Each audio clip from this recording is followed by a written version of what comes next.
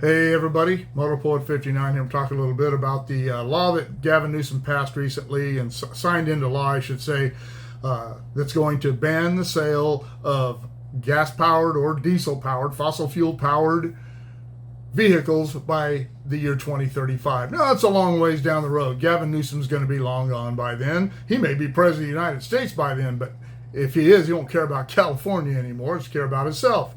But I think that law will be overturned or at least diluted or pushed back by then, because people are going to realize it's just not feasible. It just won't work.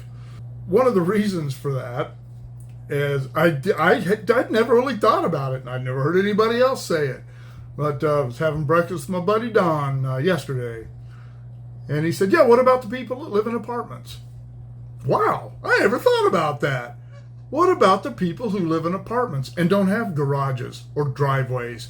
They have to park their cars out on the street, and or they're in parking lots. Are these apartment complexes going to be forced to install hundreds? There are apartment complexes in some parts of California and Los Angeles that house thousands of people. Are they going to install charging ports for every apartment that they have? Maybe not necessarily every car, but for every apartment? Of course they're not. And if they do end up doing something like that, who's going to pay for that? Is that something that a tax is going to take care of? Or is that something that they're going to start folding into the rent of these apartments, which in those cities like Los Angeles is already outrageous? What about those people? What are they going to do about that?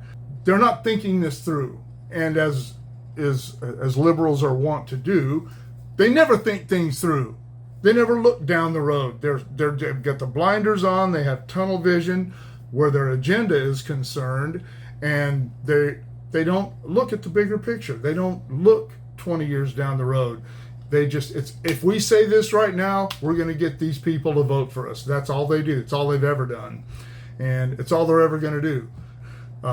Right now, it has cooled off. But during the heat wave that we had for about 2 months, from the middle of July to about till last week, they were asking people not to charge their cars in the afternoon. They were asking people to turn off their air conditioning in the middle of one of the biggest heat waves we've had in history. If you have an electric vehicle, are you supposed to not go to work the next day or something because you weren't able to charge your car? But I don't care about the electric crisis. I live on a grid with a fire station, so we're not involved in rolling blackouts. So to hell with them. And it wouldn't matter to me anyway. If we had a blackout, we had a blackout. I'll use my electricity when I want to use my electricity. If you don't like it, build more power plants. Build another nuclear power plant or two in California. Stop whining about everything. Stop making us, the consumer, the bad guy, and start pointing at the environmentalists. My gardeners are outside my window now making a lot of noise, so I'm going to get off of here. What do you think about that? Like I said, do you have an electric car? Is it affecting you? Do you turn your air off? Did you fall for this PG&E thing? Let me know in the comments below. Shoot me an email at motorpoet59@gmail.com. Like, share, subscribe, click on the bell if you want to be notified of future content. We'll see you all later.